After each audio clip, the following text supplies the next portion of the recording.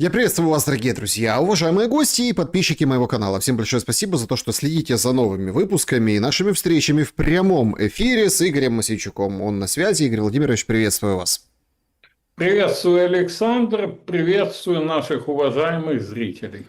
Друзья, всем большое спасибо за то, что следите. Ну, сейчас просто так закрутилось, да, и вот отслеживаем новости прям в режиме прямого эфира, поэтому, собственно, вживую и вещаем, и все может поменяться.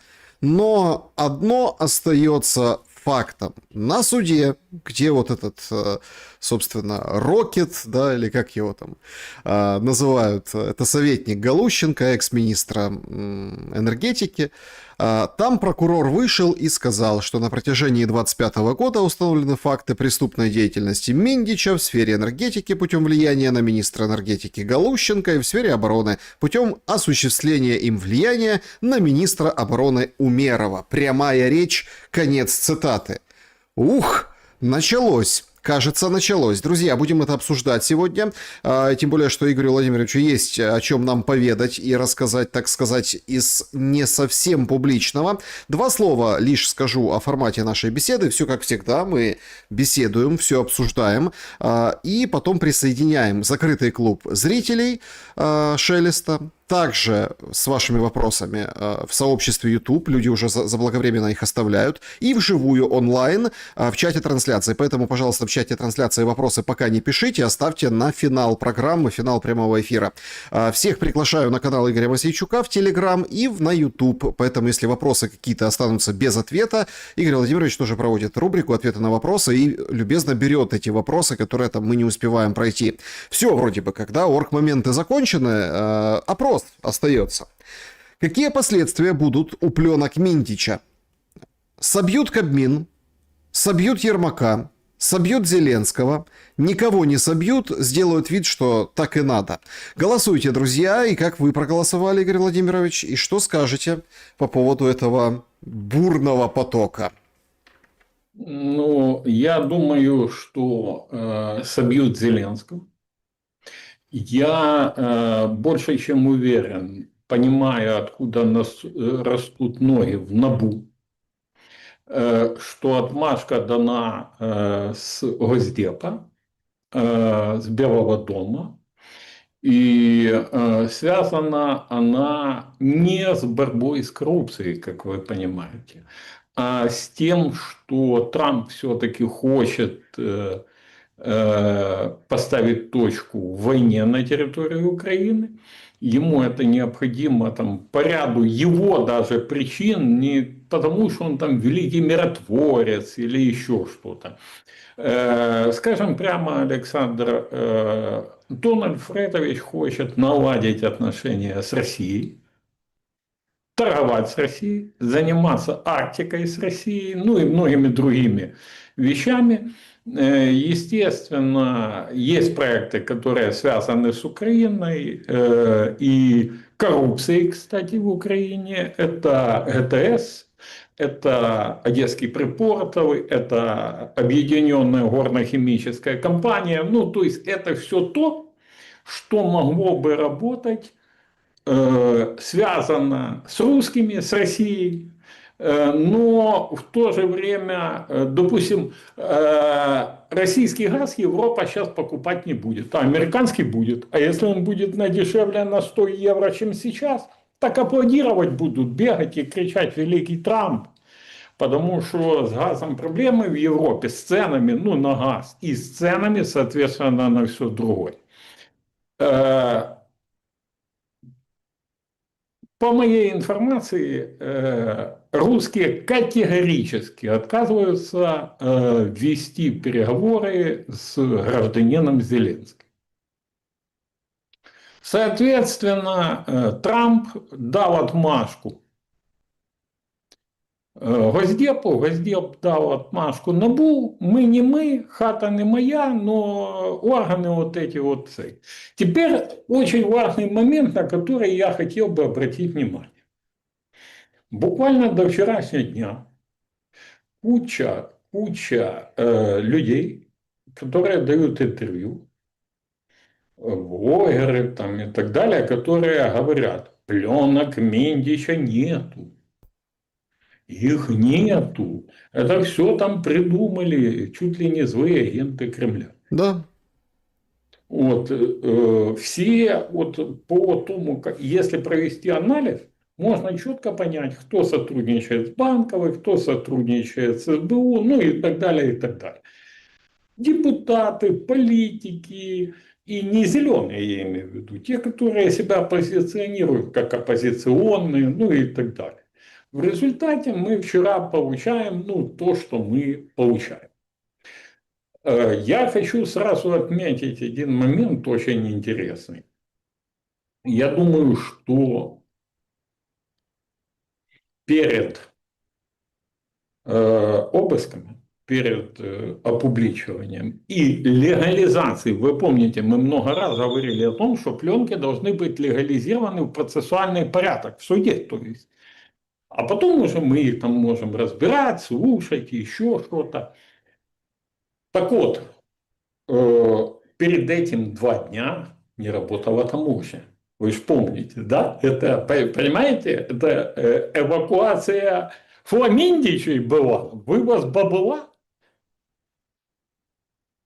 Второе, смотрю я на это баблишко в этих кубах, да, ФРС. И у меня вопрос, а у НАБУ случайно вопросов к этому, как его там, главе Нацбанка Пышному нету? Ну, мы же понимаем, что эти деньги прибыли в Украину как стабилизационный фонд с банков ФРС. Ну, их же, ну, не коррупционеры в этих упаковках привезли. А как они оказались у них? В одни двери заносили, в другие выносили. И на откаты делили. Ну, с тех пленок, которые мы уже слышали, и вообще с того, что мы слышали по объяснению НАБУ, мы можем сделать вывод, что мы были абсолютно правы, когда мы рассказывали о Хмелеве, вы помните, Дедищева, это еще не Железняк, никто не говорил, мы прямо назвали, сказали, вот это фунт, вот фунт Хмелев. А вот юрист, адвокат, наш на пленках, ну вы же слышали, Дедищева, которая решает вот что, куда, как и так далее. Теперь я скажу так, я точно знаю, что на этих разговорах есть фигурант других дел НАБУ, господин Гмырин. Он частенько звонил с этого офиса своим там вот этим бандейке еще до выезда, и ему звонили оттуда. Уже когда он был в бегах, в розыске НАБУ, ну и так далее, и так далее. Когда у него изымали машины, замки, ну, в Европе и так далее. А как вам строительство династии? А как вам 6 миллионов на домик на Женевском озере? Мне нравится как бы там все. Но, конечно, тут вы правы, вот это нравится, как рвутся мягкие ткани у людей, которые пытаются каким-то образом отбелить офис президента, отбелить Зеленского, отвести внимание там, от самого Зеленского и Ермака. Сегодня действительно стало понятно, пленки Миндича есть, и на них есть Зеленский. И вот здесь это, наверное, ключевое и самое главное. Вы заметили, что я не просто так вам зачитал, смотрите, абсолютно, чтобы... Это очень долго, там, 1000 часов украинского контента, да? До 2000. 1000 часов этих записей, понятное дело, там, расшифровки и так далее, кто Карлсон, Мидас называется общее дело. Смотрите, тут важен другой момент. Зеленский быстро ретируется в Херсон, записывает потужное видео у Стеллы. Сегодня 3 года, как освободили Херсон. Ну, как освободили. Непопулярное решение Суровикин объявил, и быстренько-быстренько дали уйти, и они ушли, российские войска. Вот так пешочком по мосту, остаткам Антоновского моста, и перешли. Это 3 года уже прошло. Зеленский там как бы празднует победу, ему нужны аплодисменты, ему нужно вот что-то позитивное. Мы видим, как они пытаются перебивать и перекрывать. Но уж какое интересное сообщение сегодня Умеров говорит, на которого тоже влиял Миндич, говорит он прокурор. полетел с Украины решать какие-то вопросы не куда-нибудь, а в Стамбул, который ему близок по Эрдоган, по связям крымско-татарским, ну, которые раньше были. То есть, ну, полетел. Говорят, сейчас будут срывать оборонные закупки, понимаете, да, то есть вот агенты. Я вам скажу так, кому я точно не позавидую сейчас, это Федя Христен, которого, я думаю, сейчас в этом СИЗО СБУ заставляют сказать, ну, все, ну, что лично Путин отдавал приказ на...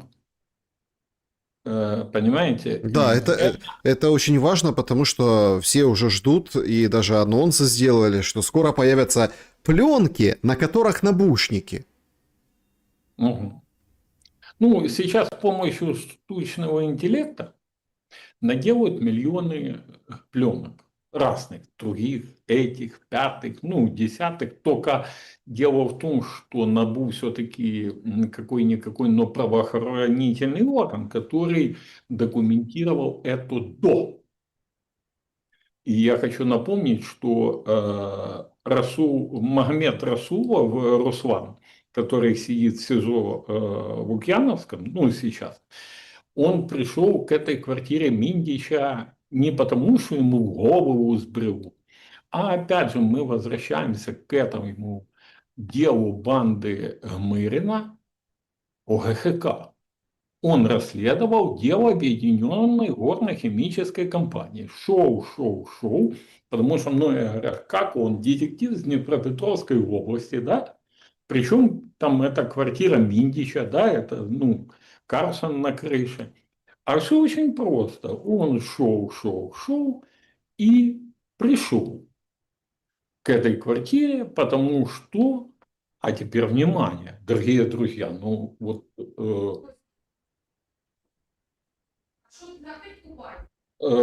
Ильменит продают через Чехию в Россию, и он возвращается в виде титановой губки в баллистических ракетах на головы украинцам. Тут воровали в энергетике, сидите без света. Там сейчас за дроны узнаем, куда они и почем летели. Вот.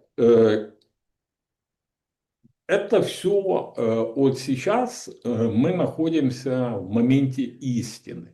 Мы долго об этом говорили, нам рассказывали агенты, сейчас будут опять рассказывать агенты, новые записи, ну и так далее, и так далее. Два момента, на которых хотел бы акцентировать внимание. Момент номер один. Значит, пока бегаем за Миндичем, то 8 километров россияне за день проходят в Запорожской области. И уже ж не о Покровске речь, а о Гуляйполе. И выход на Орехов, и потеря всей Запорожской области, кроме Запорожья, ну, собственно. Поэтому тут, знаете, ну, меня тяжело отнести к парохоботам по ряду причин. Но я абсолютно поддерживаю предложение европейской солидарности фракции о отставке правительства. Потому что, ну, если... Погодите, что это даст и как это связано с продвижением российских войск в Запорожье? А я, если можно, я развину сейчас ситуацию. Смотрите, правительство Зеленского, а мы с вами понимаем, что и правительство Гончарука, и правительство Шмыгаля, и правительство Свириденко на самом деле были и есть правительствами Зеленского. Так вот, правительство Зеленского, оно не способно ни переговоры проводить, ни фронт стабилизировать, ничего. Парламент, который видит вот эти все вещи, которые сейчас вскрываются, должен взять наконец-то на себя ответственность. Должно быть сформировано правительство, которое будет восприниматься обществом Каким обществом? украинским. Нет, Обществом. смотрите, я делаю вот смотри, вот сейчас это очень интересно. Смотрите, Игорь Владимирович. Мало кто обратил внимание на даты. Даты. Ну, там же все написано у набушников, да, в расшифровках и так далее. И когда люди грамотные, они сразу вспоминают и поднимают вот эти пласты с вот этими картонками, помните? Картонки, мы с вами обсуждали неоднократно. Все было понятно еще тогда. Все было ясно вот в тот момент и в тот период. Потому что слив пошел капитальный. И Зеленский играл на опережение, а потом отыграл назад. И вы, я помню, как сейчас вы в эфире у меня возмущались о том, что как так можно? Ну, елки-палки, да? То есть ты сначала подаешь, потом отзываешь, потом эти переголосовывают, а потом ты говоришь, вот я за как бы антикоррупционные органы. Ура, товарищи! Сейчас точно так же они пытаются играть. Выходит вот это Гринчук, министр энергетики, говорит, слушайте, так то, что на пленках, все построено на 100 или 80%. Слушайте, говорит, внимание, Литвин, тот, который тексты пишет Зеленскому в телефоне, чтобы он читал на 2 камеры, он говорит, нет, мы за то, чтобы все расследовали, все хорошо. То есть начинают потихоньку прятать концы. Но это все было ясно еще летом. А летом было что? Не было Покровска, не было вот этого рывка в Запорожье. Были переговоры. Был Трамп, который заканчивал войну. И пытался свести, а Владимир Александрович говорил, нет, мы что тут вот. Поэтому произошли события трагические на земле с Покровском, Мирноградом, наступлением в Запорожье, и параллельно пошел этот слив. Ну, все, кто будут говорить, что это не звенья одной цепи, они будут кривить душой. Просто я и тогда говорил, если вы помните, и сейчас говорю, чем раньше этот нарыв будет удален и, соответственно, начнется мирный процесс, зеленый нарыв будет удален, тем лучше для страны. Почему? Потому что мы сейчас на грани находимся. Мы можем сохранить. Да, мы получим плохой мир. Да, мы потеряем территории. Да, мы это самое, но мы сохраним страну и жизни людей, самое главное. Ну, как финны, мы говорили с вами, но не раз. Да, нейтралитет. Да, ну, а что вы хотели? Кто-то еще в НАТО верит? Ну, грубо. Теперь по поводу антикриза, пленок, Литвина. А вы не заметили, как подозрительно еще одна болтающая голова Банковой молчит? Кто? Миша Подоляк. М. А знаете, я вам расскажу почему. Сейчас в Киеве, вот прямо сейчас мы с вами общаемся, сейчас в Киеве идет судебный процесс. Избирают меру пресечения бывшему главе Федерации футбола Андрею Павелко. В очередной раз. Один раз сидел, потом опять. Вот. А у меня есть записи, на которых Михаил Подоляк требует от Андрея Павелко $3 миллиона за то, чтобы его не преследовать. Более того, господин Стычук, адвокат такой есть, составил меморандум даже, чтобы вы понимали, между ними. Подождите, между Подоляком и Павелко? Между группой офиса президента и Павелко, да. Абсолютно, вы понимаете. Охренеть, подождите, в смысле? Я его видел. Это, ну, с подписями документ. За 3 миллиона. За 3 300 000.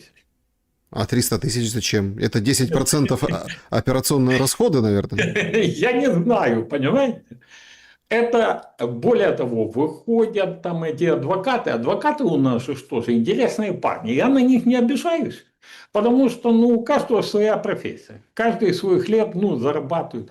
Одни там уже меня лепят ко всем на свете, начинают там писать вот такие тексты, меморандумы, что я все наперед знал, рассказал, и читают тексты на ну, бред, понимаете?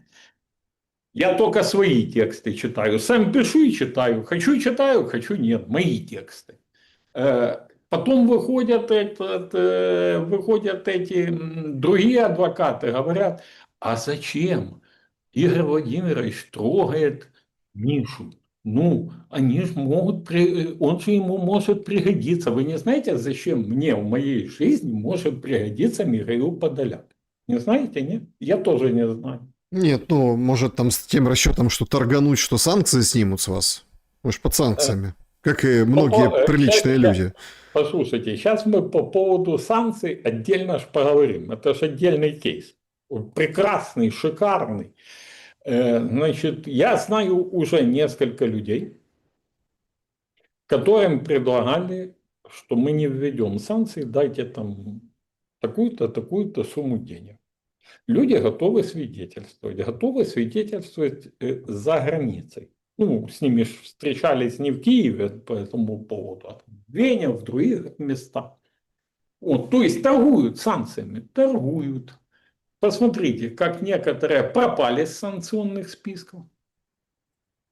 Ну, а порядочных людей, как вы правильно сказали, туда запихивают. Ну, регулярно. Кстати, завтра запишу, проанонсирую вас, прорекламирую себя, свой канал. Завтра запишу большое интервью с Александром Тупицким, главой Конституционного суда, Под бывшим, санкциями, да, с недавних да, пор. на которого Зеленский ввел санкции после того, как он выиграл Верховный суд. Вот он выиграл Верховный суд, что его Зеленский незаконно уволил, на тебе санкции. Получи. Вот. Значит, вот эти все истории коррупционные, они уже вот здесь. Вот. И с подаляками, с санкциями, которыми торгуют. Литвин в торговле санкциями, кстати, отыгрывает очень серьезную роль, потому что он убеждает президента, что на этих надо вводить санкции. Ходит, он в зеленом ухе сидит и рассказывает это. Любимый попкаграй с Банковой. Вот. Теперь главное, когда мы находимся в моменте фактически, когда маски сброшены, когда много же людей, я же говорил вначале, много людей же спалилось, которые рассказывали, да пленок нету, да это агенты, да это все, да это туда-сюда, да этот первый зам специализированного антикоррупционного прокурора, который в доле в теме был по энергоатому, которому подозрение подписали тоже. Вот. То есть он не то, что помогал, вот Железняк написал, он помогал там выехать Мидичу, не-не-не. Он в теме и в доле был. Они из каждой правоохранительной структуры, в том числе САПа, взяли, а эти видели, ну, набушники, что он там есть, и, естественно, отстранили. И когда он говорит, да я вообще не был в теме этого дела, он правду говорит. Ну, если был, то ну, сам же себя не дал бы, правильно документировать. То есть замазаны масса людей, масса с СБУ, этого САП, БЭБ, ДБР, Нацпол. Всем с широкого плеча Карлсон раздавал пряники или варенье.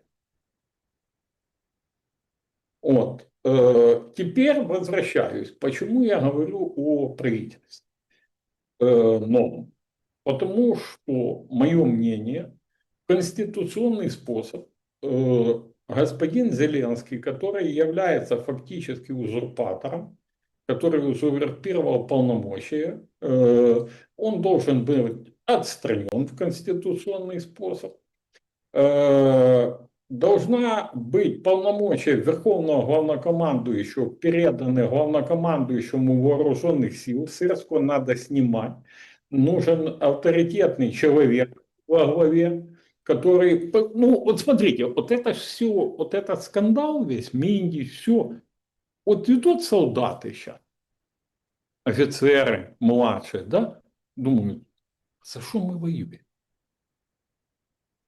За 6 миллионов Миндича, которые хочет на Женевском озере купить, за династию, которую строят, за что? Да тут еще один пикантный момент, который мы обошли сегодня, а этого делать не имеем права. Выводят денежку Ну да, через Россиюшку, ну через да, Московушку. Двушка в Москве пришла. Представляете?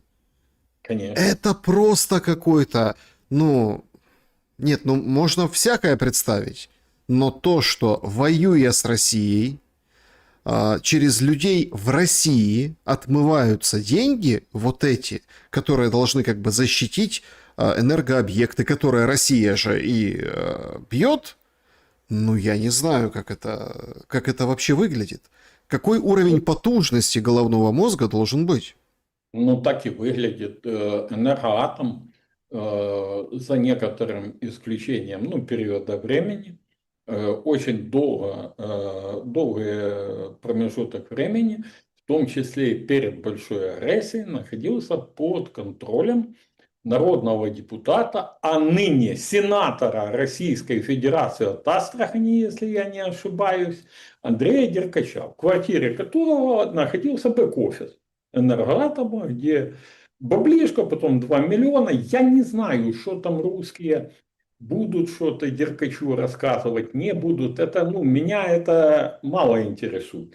Но вот эти гниды, которые одной рукой говорят, мы потужно должны воевать, ту-ту-ту-ту, никакого мира, никаких переговоров, никаких этих. Я прошу прощения, сейчас мы вернемся. Там опять кому-то подозрения вручили. Нет, нет, нет. Значит, пока непонятно, в чем дело, но этот депутат Артем Дмитрук сообщает, что ушел из жизни Геннадий Балашов. Искреннее соболезнование родным и близким, светлая память, царство небесное. Да, внезапно. Ну, смотрите, непонятно, что там, будем выяснять. Тоже под санкциями от Зеленского, при всех там разных, ну, наших с ним отношениях, потому что он, когда меня под санкции подвели, он очень начал выступать, ну, думал, так, наверное. Потом мы с ним имели разговор, ну, как бы расставили все точки над «и», все нормально, там он извинился за вот эти свои какие-то моменты. То есть мы на нормальных, скажем так, разошлись этих моментах, то есть нормально относиться. Но, конечно, новость такая. Знаете, вот Да, еще вот таких не хватало новостей. Ну, посмотрим, может, со здоровьем, что, ну, как бы все-таки в возрасте человек. Но пока подробностей таких, что что-то, какое-то вмешательство нет. Он в Америке находится. э, да, это, конечно, тяжелая новость. Ну, это просто прямой эфир, друзья, поэтому извините, Да, это вот... мы с Геннадием общались, не то, чтобы мы там были какими-то друзьями или это самое, но, как говорится, часы сверят. Вот. И, конечно, да. Ну, я скажу, если возвращаться к нашей теме, все-таки подведу. Шанс легитимного избежания краха всей страны сейчас уникальный. Способен ли на это будет парламент? Это уже вопрос другой. Потому что если не способен, то, как я уже говорил и сегодня, и раньше, чем дальше туда, тем хуже вариант. И для людей, и для страны, и в общем, поэтому как бы, друзья, думаю, что надо давить, информационно давить, делать информационное цунами и ставить вопросы конкретные своим народным депутатам, тем, кого избрали на округах, везде. Парламент дважды, я говорил это всегда, парламент может все, и он дважды ее фактически выводил из кризиса, ну, серьезно, страну. Я думаю, что настало время сейчас это самое, потому что озвученное имя Умерова, я знал, что Умеров там есть, я буквально разговаривал по телефону тоже с подсанкционной там своей хорошей знакомой, и я говорил, что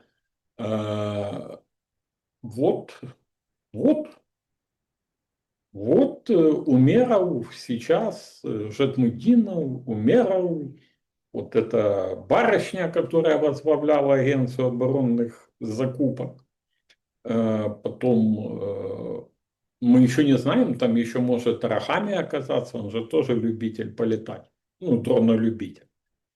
Вот, Значит, новая пленка Набу. да. Значит, по фотографии там легко угадать, хотя они как бы, ну, с такой стилистики делают, что типа непонятно кто, ну, процессуально так положено, навушники. Фигурирует Чернышов, у него в этом деле ник Че Гевара.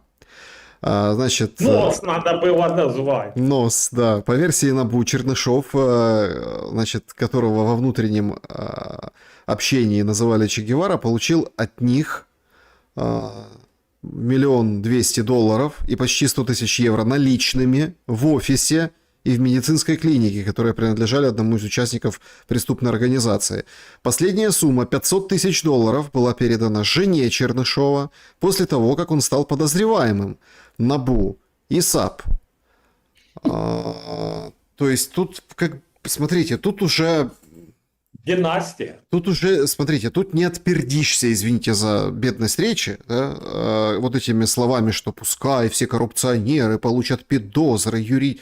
Тут сетка похлеще, ну, то, о которой Мосейчук говорила, а ему пальцем у виска крутили, говорили: Мосейчук, что ты тут это вот все распинаешься? Помните, трусы вам рисовали, ну, вот это вот все.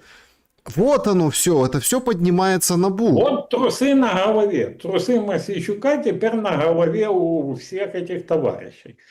Смотрите, вот по поводу Чернышова, насколько уверованы были в безнаказанность, что карлик нос продолжали стройку своего этого поместья, как они его, династия, да, обозвали, даже после подозрения Набу. Даже после этого всего они продолжали строить, они продолжали это самое. Вот. Ну, Чернышов, кстати, приоткрою, это ж публика, понимаете, вы ж лицемерная, лицемернейшая публика, которая нам рассказывала вот о языке, о церкви, церковь такая, не такая, да, там, еще что-то. Так я вот скажу, от кумом Зеленских он стал в ОПЦ. А еще частенько сидел за столом у владыки Павла. Это я так, уже вишенку на тортик, чтобы это самое. А то ж, знаете, все ж такие патриоты сейчас будут рассказывать, что агенты Москвы, Кремля там порочат Че Гевару святого вместе с Карсоном и тому подобное. Кум Зеленского был прихожанином церкви, которую они преследуют. Это для понимания цинизма. И детей они там крестили. Понимаете? Это не... Ну, вот я жду теперь вечернее обращение господина Зеленского. Он должен был бы сказать: друзья, я инициирую внеочередное заседание парламента завтра. Я туда прибуду, выйти на трибуну и сказать: я исполняю то, что я обещал, что если у меня будет свой Свиндарчук, Мгм. то я не могу быть президентом, я ухожу. И все, но это не произойдет, потому я думаю, что сейчас будут готовиться сносить НАБУ, распускать еще что-то. Хотя процесс уже пошел, это уже пленки, это уже легализировано судом. Это не пленки НАБУ уже, это вещественное доказательство в процессе. Поэтому у меня теперь вопрос: а Умеров со Стамбула вернется? Это хороший вопрос. Секретарь РНБО со Стамбула вернется? Нет. Нет, ну я думаю, что вернется, конечно, но тут Глава смотрите, переговорной группы. это А вот вы же понимаете, вот последний пакет санкций, мы сегодня говорили, Тупицкого, да, с него вспоминали. А там этот Дмитриев и еще кто-то, члены, ну, Дмитриев спецпосланник Путина на переговорах с США, а там еще есть кто-то тоже с россиян, кто член переговорной группы. генерал Ну, Зорин, да, разведчик. я так думаю, что введение против них санкций – это просто демонстрация. Пошли вы нах со своими переговорами. Ну тут, Ну, смотри, тут надо чем-то перебивать это все. Всегда демонстрировал офис президента, его креативный, скажем так, сегмент, пул, какие-то очень яркие ходы, чтобы это все перебить и чтобы все заглушить. Значит, тут опции невелики. Или какая-то трагедия жуткая, ну там обстрел Москвы или какие-то налеты или что-то где-то в Украине, чтобы, или Киева обстрел. ну, чтобы переключить Если внимание. произойдет обстрел Киева, если произойдет обстрел серьезный Киева, погибнут люди, ну и так далее, ну тогда это уже кто с кем работает, ну, станет более чем очевидным. Смотрите, то есть какой-то обстрел, ну что-то жуткое военное. Второй момент. Какая-то буча. Это может быть, например, да, какой-нибудь там, не знаю, рывок, там в Харьковской области россияне прорвали еще кусок границы украинской, об этом так знаете? Ну, понятно. Или заход с Чернигова. И вот, например, сейчас мы там бросают ВСУ куда-нибудь на российскую территорию опять, Курск-2 какой-нибудь. Может это быть наоборот, диаметрально противоположная история, искусственное дыхание Стамбулу-2. То есть Умеров летит туда, он там контачит с этими, ну, по стамбульским этим делам, напрямую с Россией, без никого.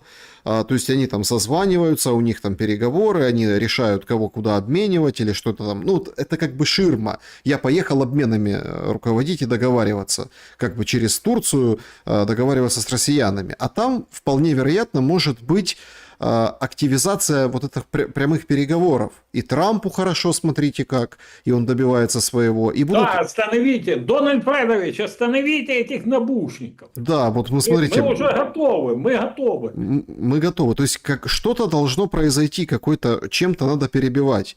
Третья годовщина Херсона не ложится позитивным опытом именно туда.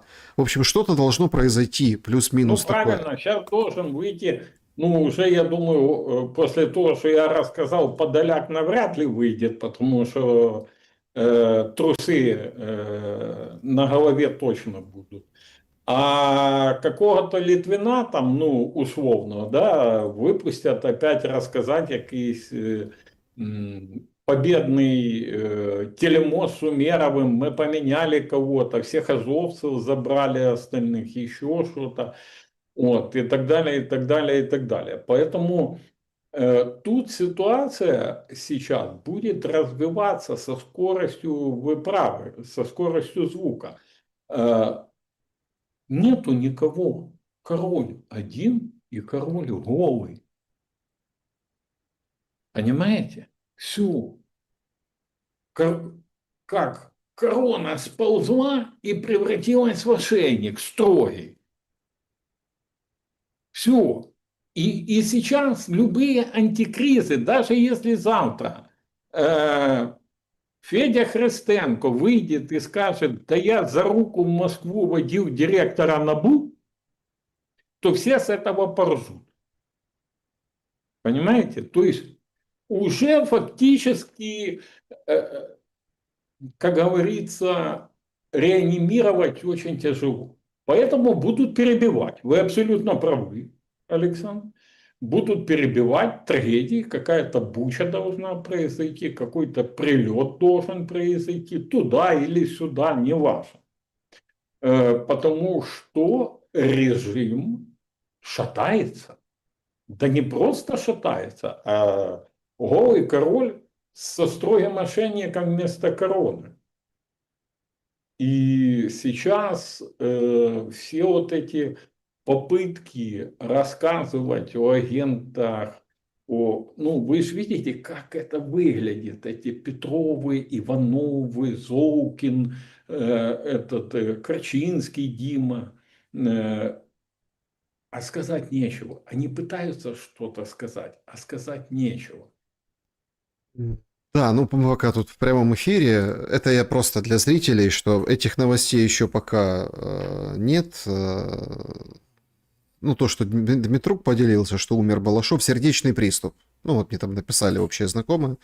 То есть сам сердце Царство схватило. небесное и А, соболезнования родным, близким, нет, соратникам, друзьям. безусловно. То есть тут как бы тут дело такое. Человек был специфический, человек, но он всегда вот как бы, ну, довели тоже, понимаете, тоже он под санкциями, это он тяжелейший удар этот перенес. Он переживал очень сильно, я общался с ним, он очень сильно это переживал.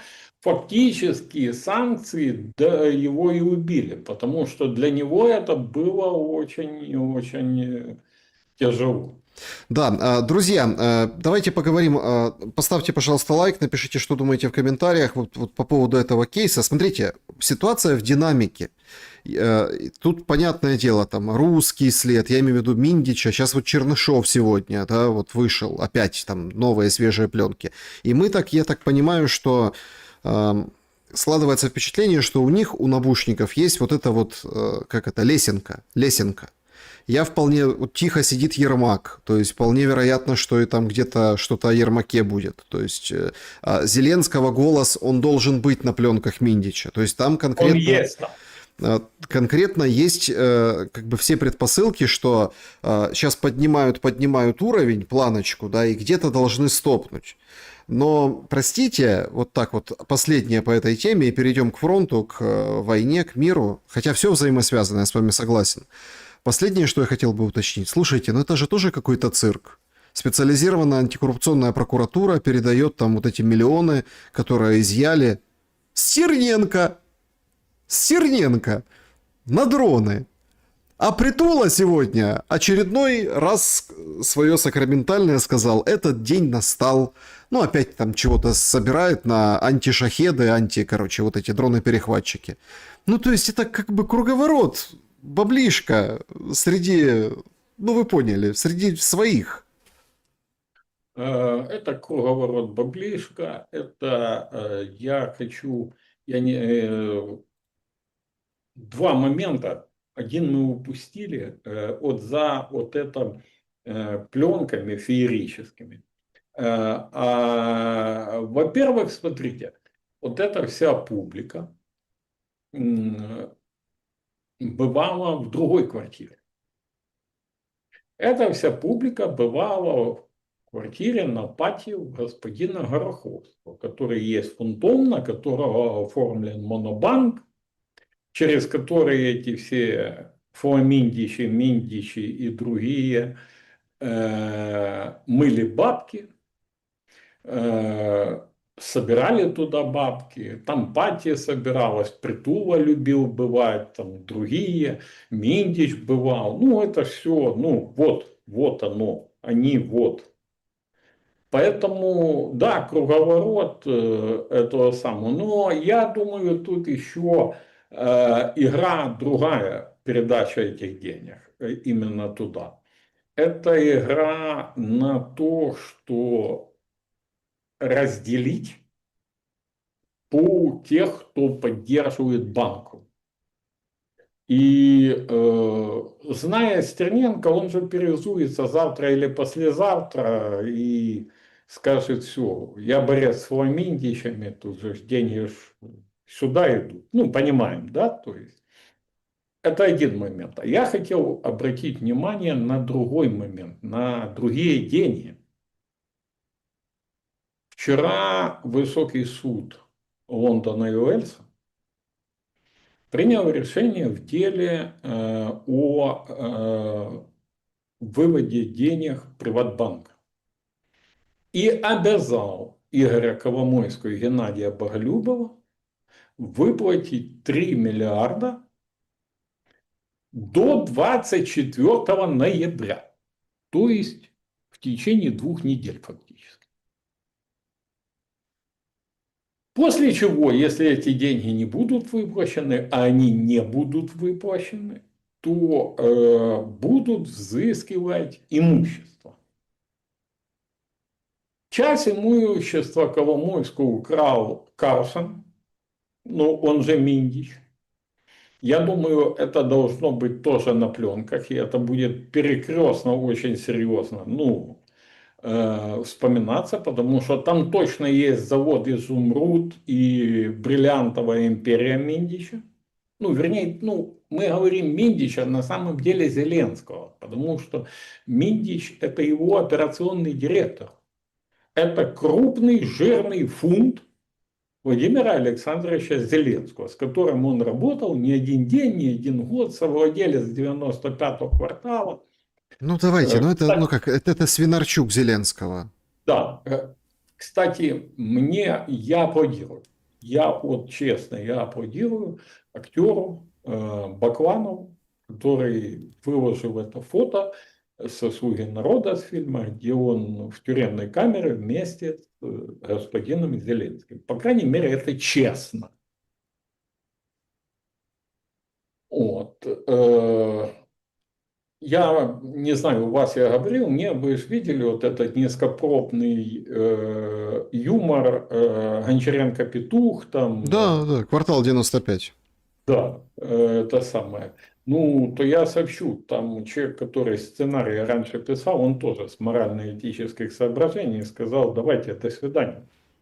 Это человек, который сидел в одном эфире с Владимиром Александровичем рядом. Это Валера Житков, Тамбовский волк. Вот сказал, говорит: я не хочу ничего иметь общего с тем, что вы вот, ну, делаете сейчас. Я буду заниматься своим там каким-то подкастом, то, что я умею делать, вот давайте вот эти вот фламидичи, это, ну, как бы без меня. Вот, поэтому король и остался, ну, голым фактически. И остались какие друзья? Кумовья, носы, Миндосы эти и так далее, и так далее. Так вот, по высокому суду Лондона будут взыскивать деньги и искать, куда они их вывели. Так я сразу предлагаю и называю 2 людей. Я точно знаю, что они уволокли 40 миллионов приватовских денег. Один из них гражданин Российской Федерации Сергей Шефиров, который работал первым помощником у Зеленского, а второй сам Владимир Александрович Зеленский. Хочу напомнить, 40 миллионов были выведены приватом Коломойским на офшор квартала 95, где учредителями как раз эти 2, ну, парня распорядителями были Зеленский и Шефир, Шефир и Зеленский, на Кипр. Когда журналисты провели расследование, известное международное расследование Панама Паперс, которое не только Украины касалось, а ряда политиков мирового там масштаба, помните, Зеленский даже признал существование этих денег, что он их вывел. Он в интервью ICTV говорит: да, Ну тогда власть такая плохая была. Забирала деньги, грабили. Поэтому я вывел. Правда, не объяснил, почему не вернул. Ну, после того, как сам стал президентом. Не уплатил налоги, ну и так далее. Так, знаете, что сделал Шиферчик с Зеленским после того, как Зеленский это признал и все? Тиха украинская ночь. Но баблишко из офшора надо перепрятать. И они его перепрятали на свои счета в Омане. Значит, смотрите, антикриз попер нешуточный. Значит, Зеленский в Херсоне спустился в укрытие с детьми. Жал там руки, дети там рисовали, все радовались, все улыбаются, фотографируются, все, собственно, селфи кучу делают. Ничего не происходит, да. Дети это свято. Как Ермака рядом нет. Ну вот по кадрам в подвале с детьми нет. Но успел сделать заявление. Украина будет бить по территории Российской Федерации каждый день. Это то, как раз о чем говорили. Надо ударить больно сейчас по России, чтобы Россия еще больнее ответила по нам, и попер антикриз. Поэтому все сейчас в руках, все удивятся, нас всех, украинцев. Мы должны создать информационный цунами, как бы кто ни относился к НАБУ, к САП. Факты. Есть факты. Мы не говорили. Есть факты с офшором. Есть факты с судом в Лондоне. Есть факты 40 миллионов, где лично Зеленский. Лично. Есть пленки, где есть Зеленский. Мы знаем голос Зеленского. Все это есть. Сейчас мы видим антикриз, и мы понимаем, чтобы вот этот тот прикрыть гешефт на крови, прикрыть своих коллег, этих глытарів на крови, которые зарабатывали, надо серьезно ударить по России, чтобы серьезно Россия ответила. Тогда это перебьет. Ну, я говорил и повторюсь, эти люди, которые не имеют ничего общего с нашим народом, они готовы сжечь нахер страну, я извиняюсь за некультурное выражение, но по-другому уже тут и говорить нельзя, ради того, чтобы сжечь доказательства своего мародерства, своей коррупции, и тому подобное. Нету страны, нету доказательств. Мы тут по 6 миллиончиков можем купить. По Миндичу будет объявлен в розыск. Сначала общеукраинский, потом международный. Понятно, будет сидеть в Израиле, не вылазить. Но там есть тоже проблемки. Если Дональд Фредович попросит, то Натаньяху может за ухо Карлсона отдать. Тем более господин Горбуненко пошел на сотрудничество, как мы говорили, с ФБР. Это не НАБУ, это ФБР. И там серьезные дела, там Одесский припортовый газ, там ОГХК и так далее, и так далее. Там на такого могут накрутить, что за два уха Карлсона приволоку. И не в Украину, естественно. Значит,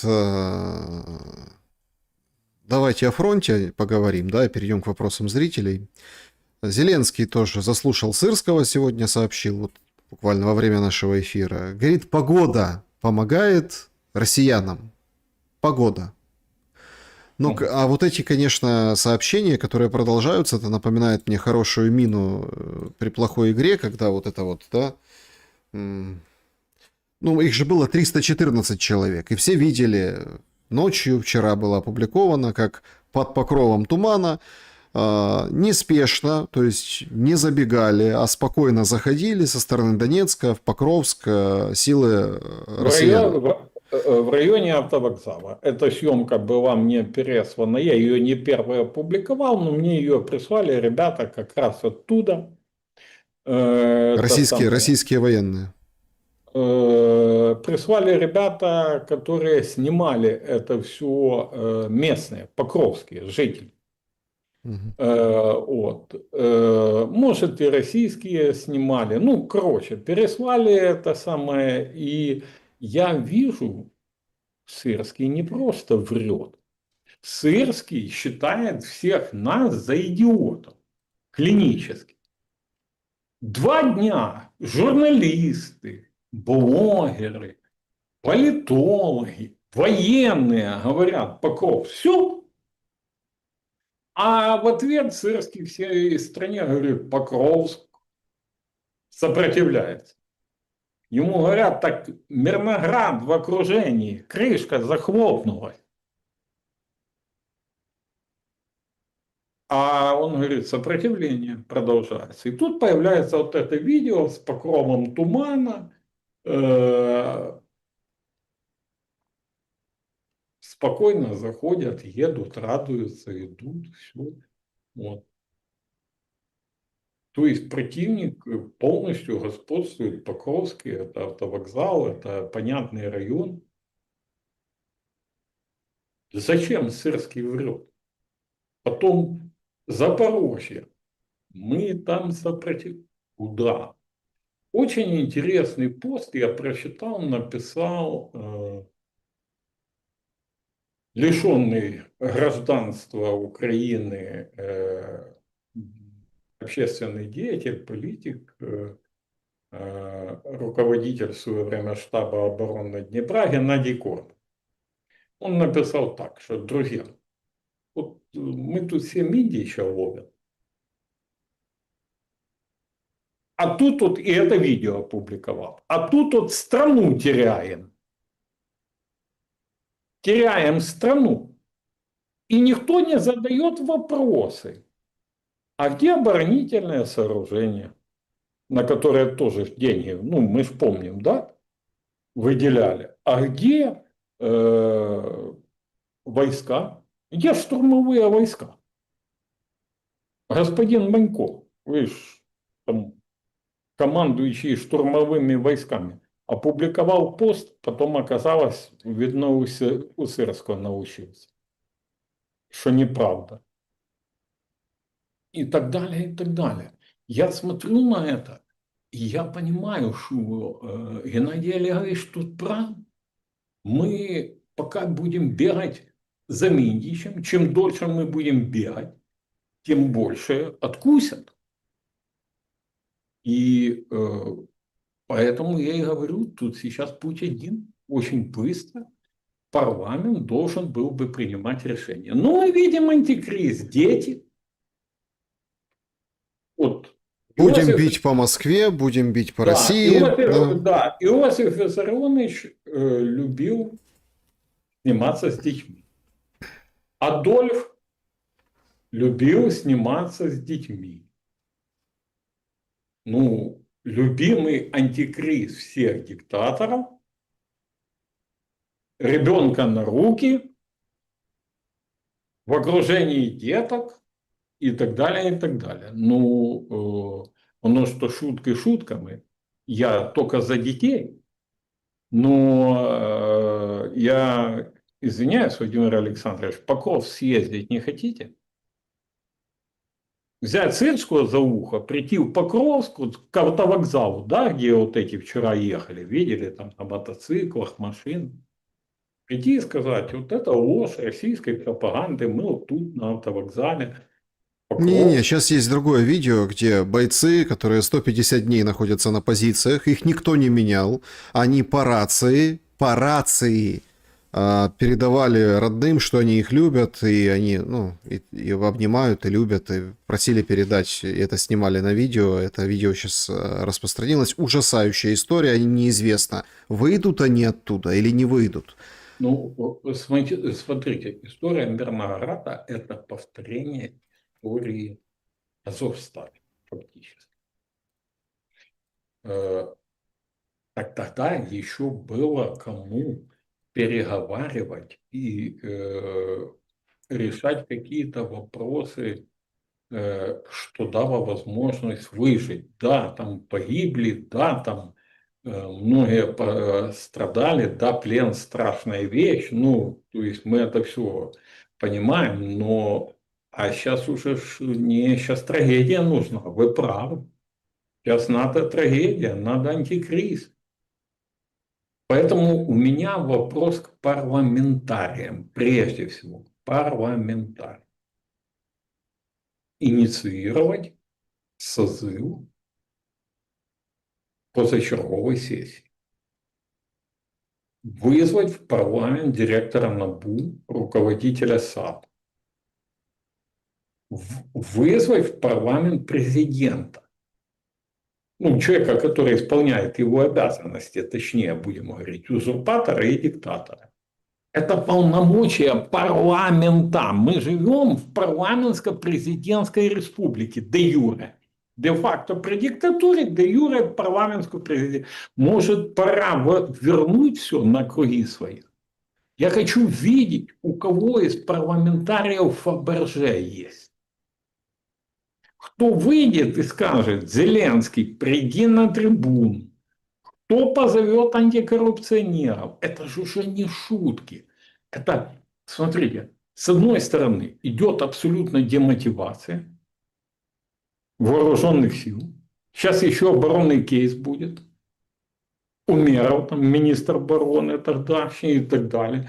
То есть каждый солдат и офицер, который сидит по 150 дней на позициях, как вы говорите, он задает вопросом: мы за них воюем? Что происходит? Это, ну, это диверсия. Это все, это диверсия. Поэтому во время военного положения я вообще принял изменения в Уголовный кодекс, приравнять к госизмене. Изменения вот эти, когда трубка, да, расстрелять, да? Да. Вот это изменение. Масейчук еще тот добрый, скажем так, человек. Друзья, пожалуйста, поставьте лайк, напишите, что думаете. И действительно, мы продолжим эфир общением с вами. Давайте только подведем итоги нашего сегодняшнего опроса. Какие последствия будут у пленок Миндича? 5% собьют Ермака, который тише воды, ниже травы. Заметили? А я ведь... Опять-таки, никто просто не хочет думать. А там очень интересный момент, его сейчас перебили, тоже забыли, с двоюродным братом. Да. Брат, не брат, это... Никто же не хочет думать, что он быстро, судорожно там написал какую-то там, вот записал обращение, ошибся там по-украински. Вы видели Ермака, который с утра с такими глазами записывает какие-то личные видео? Я нет. То есть 5% Ермак. Да, 7% собьют Кабмин, 17% собьют Зеленского, ну 71% считают, что никого не забьют, замнут, сделают вид, что так и надо. Скептически настроена аудитория, Игорь Владимирович.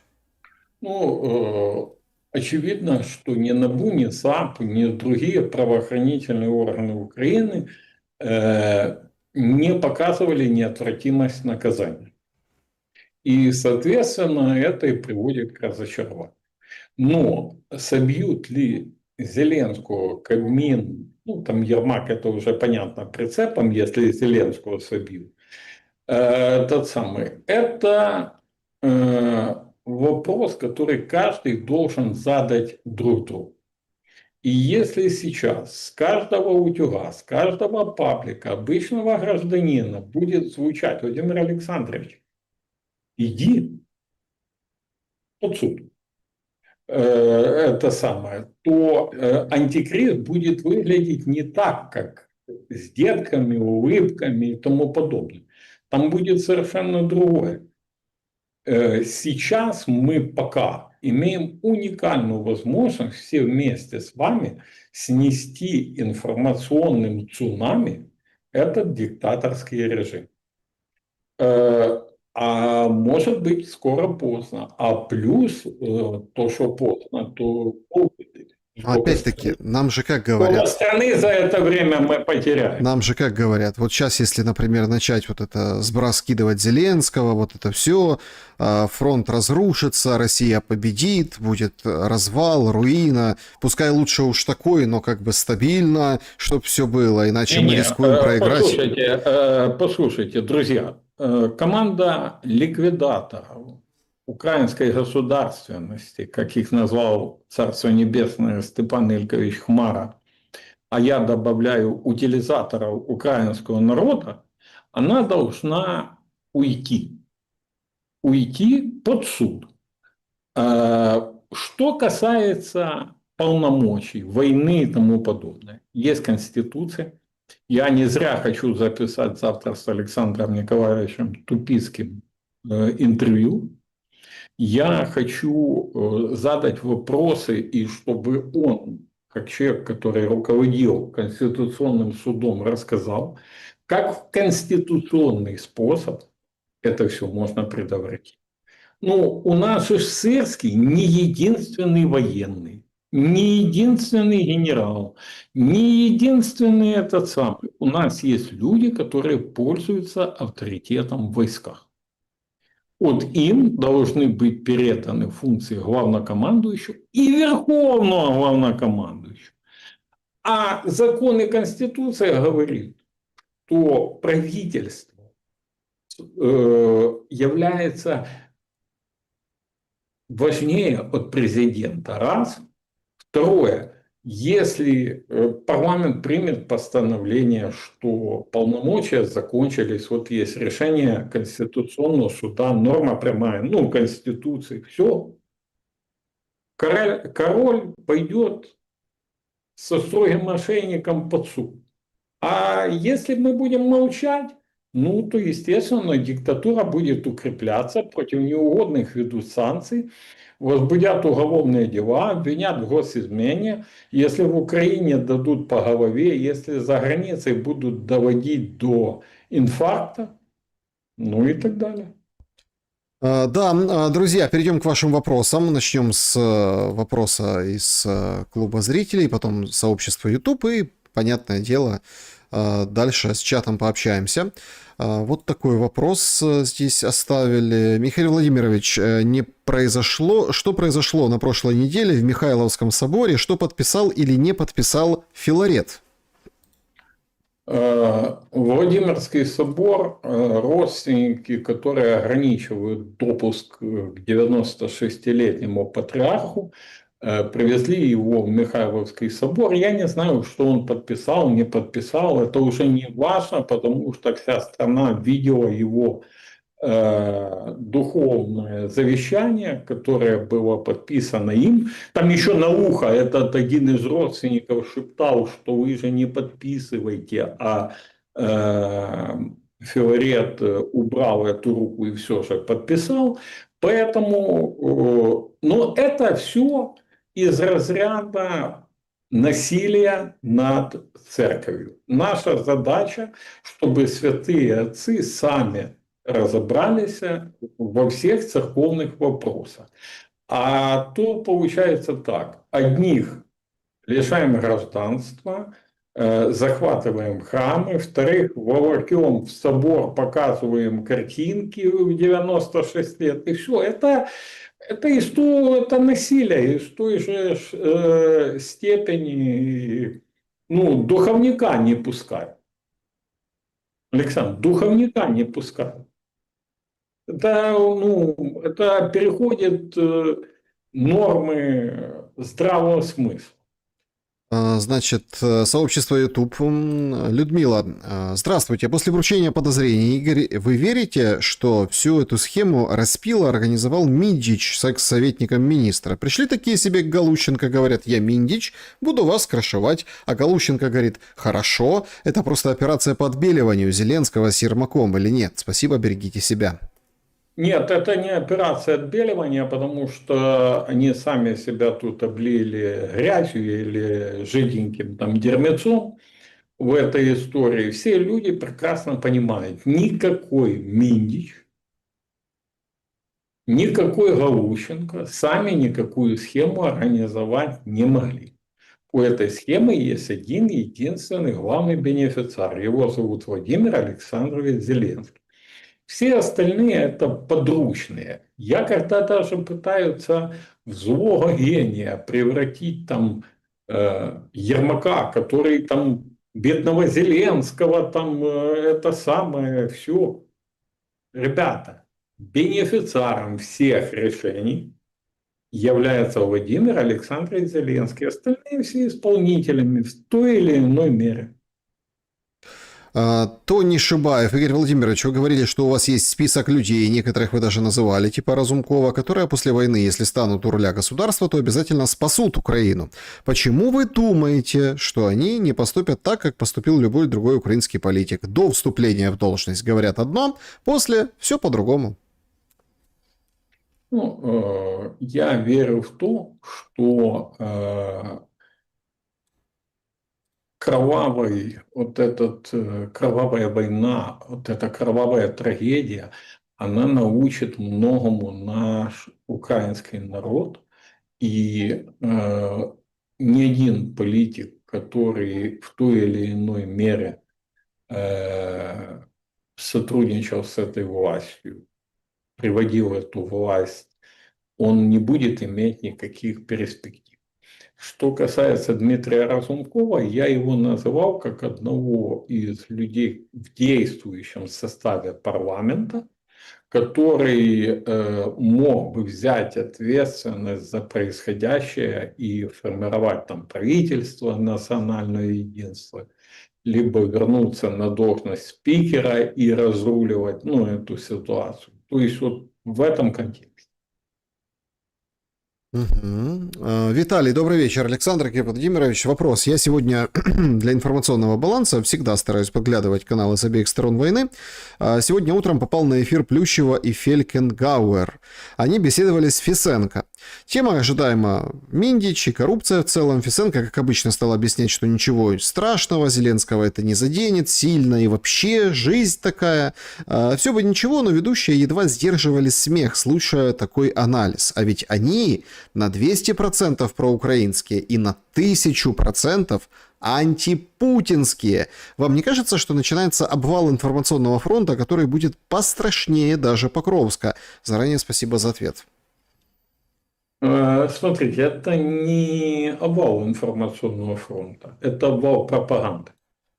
Пропаганда имеет такое свойство, что пока ее строят вокруг там, короля, диктатора, там, ну как угодно назовите, руководителя, она действенна. А когда людям выводят и показывают, что король голый, а корона сползла с головы, превратилась в строгий ошейник на шее, все. Так, следующий вопрос. Такой простой, но очень правильный, такой жизненный. Анатолий задает. После того, что было опубликовано, по-моему, стоит поднять вопрос о пересмотре тарифов в сторону уменьшения. Как вы думаете?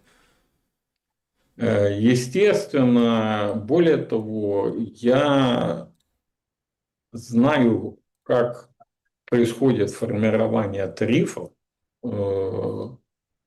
знаю от маленьких населенных пунктов до общенациональных вещей. И скажу вам так, там закладено сколько всего, что если бы это обрезать, а это надо обрезать во время войны, но это логично, обрезать это во время войны, то, естественно, это существенно нашим людям поможет. Игорь, Петр спрашивает, почему столько шума вокруг Покровска и какое-то удивительное спокойствие, если можно так сказать, по Днепропетровской области, когда Россия заходила на Сумщину, шум был, а тут нет. Я скажу, я постоянно это говорю, я за Днепр всегда вспоминаю, за Запорожье, все. А знаете почему? Потому что боятся вопроса. Мы его озвучивали тут у Александра, и не раз. Оборонительные сооружения где? Ну, где оборонительные сооружения? Почему россияне котится, как яєчко. Так, значит, здравствуйте. Какова цель отключения Украины от света? Зеленскому плевать на переговоры, он не пойдет из-за блэкаутов. А вот народ будет очень страдать зимой. Бунт невозможен, потому что мы не так организованы, к сожалению. Почему Россия делает зиму в Украине еще холоднее для людей? Спасибо. Ну, во-первых, и бунты будут. Во-вторых, многие выйдут. Это тоже подспорье противнику. Не сможет работать ни промышленность, ни многие остатки, вернее, промышленности, ни многие другие вещи. Поэтому отключение света это как ну, электроэнергии, а плюс вода, если нет электроэнергии, газ, ну, отопление. Черная зима это крах. Это крах. Поэтому тут надо четко понимать, почему я говорю, что надо спешить со сменой правительства, со сменой вектора вообще движения в будущее. Ну, а вот недавно, например, хочу обратить внимание всех, что перед операцией Миндас, которую проводила НАБУ, 2 дня была отключена база по въезду, выезду за границу. Кто выехал, сколько выехал, что вывезли, какие банковские упаковки были. Только догадываться сейчас, пока можем. Вот Александр задает позитивный вопрос. Ну, такой, знаете, говорить, Ігоре Володимировичу, Олександре, усі ці плівки Міндіча суцільна маячня. Хіба можуть українські держслужбовці розмовляти російською? Відповім вам українською, державною і рідною для мене. На жаль, можуть. На жаль, говорять. А чому кажу на жаль? Тому що падлюки за іншими спалками хунвенбіни бігають, щоб говорили виключно на державній. А самі от, ну, вони там, як ви бачили, часть слов запіканих. Тобто там скудность речи и русского, и украинского без разницы присутствует.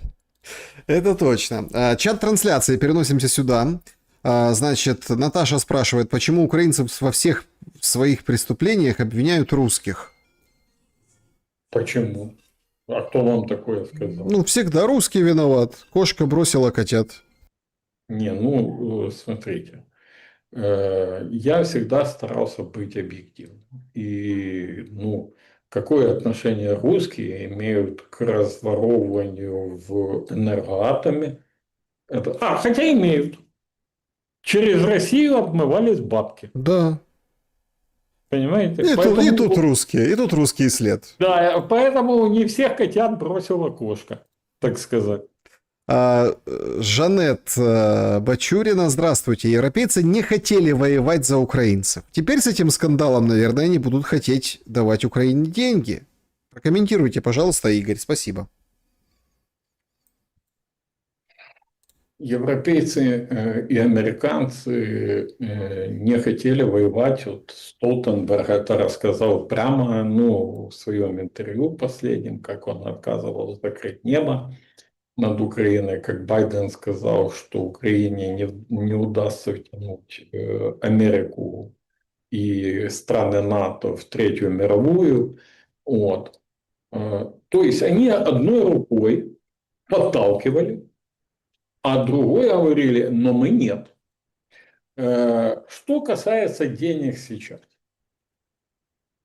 Я думаю, что если все будет развиваться и дальше двигаться вот так, как оно двигается, и мы дойдем еще к оборонной сфере, там появятся не только украинские фамилии. Потому что закупки через агенцию оборонных закупок производились, и я же опубличивал здесь, в Александра, в эфире, я передал эти материалы потом Financial Times, New York Times использовали по поводу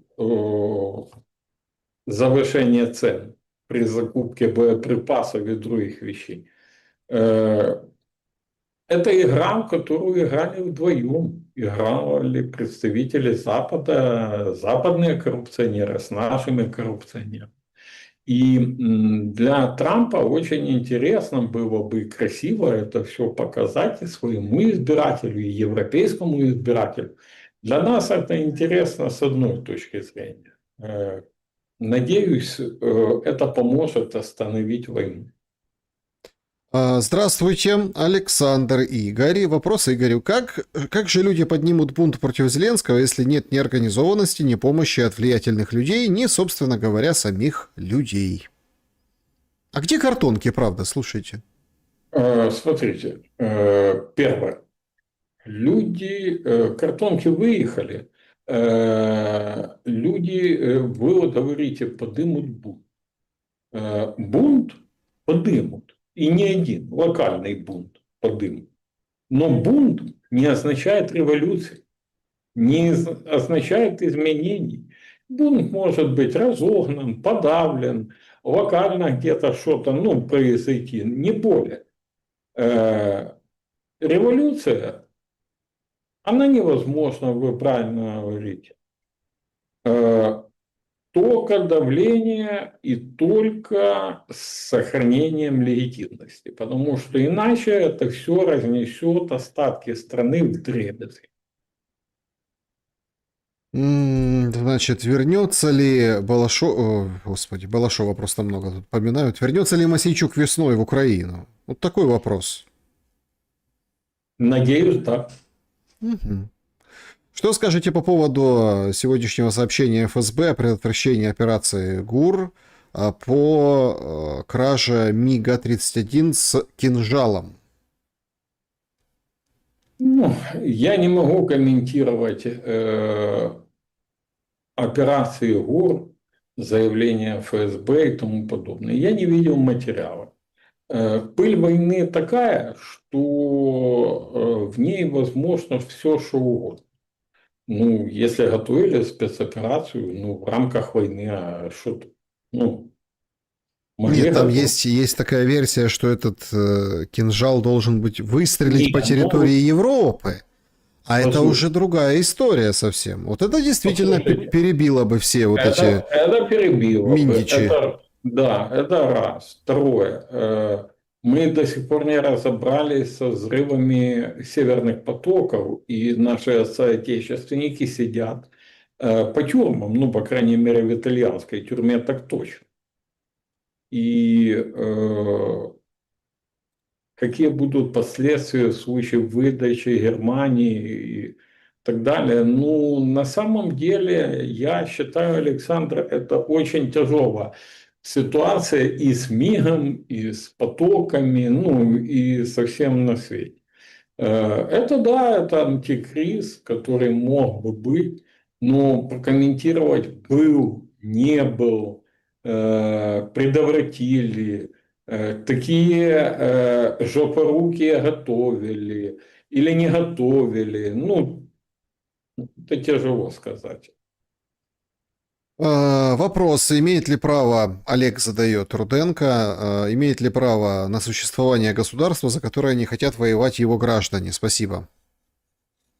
Смотрите, кто сказал, что за государство не хотят воевать? Не хотят воевать за конкретно взятых негодяев и подонков, которые, я хочу напомнить, что именно люди, никакой не Зеленский, никакие не его там подалеки Арестович, тогда с ним был, кто там еще был рядом, Шмыгаль, мы помним, да, эти все видео, фото. Никто из них не спас страну в феврале 22. Это сделали обычные украинцы, жители Киева, Киевской области, других регионов, обычные люди не дали оккупировать страну. То, что этим потом воспользовались подонки, кто-то прозрел, ушел от них, кто-то остался, кто-то продолжает там находиться, кто-то потом занимался лихварством на руинах, будем говорить. Ну, это граждане спасли страну. А то, что сейчас идет демотивация, так я об этом говорил неоднократно. Значит, Мосейчук еще не оставил желания быть генпрокурором Украины? Нет, Нет, в смысле не оставил. не оставил. Ага. Значит, напишет ли Игорь Мосейчук книгу, Виктория спрашивает. Вы знаете, честно скажу, трижды садился писать, дописываю до определенного момента, есть рукописи, и останавливаюсь. Почему останавливаюсь, скажу вам честно. Думаю, просто нельзя навредить людям, написал всю правду. А написал полуправду, но это не камильфо. Дропатый подходит на роль главкома? Да. Мгм. Значит, Игорь, про что книга у вас за спиной? Спрашивают. А это воспоминания как раз там начала войны. Это тут эту книгу мне с Америки мои друзья прислали. Тут как раз глава ЦРУ бывший рассказывает, как прилетел к Зеленскому и рассказывал о высадке десанта в Гостомеле. А этот самый Зеленский, ну так его услышал, что взял оттуда самое боездатное подразделение со стингерами, отправил на Луганщину.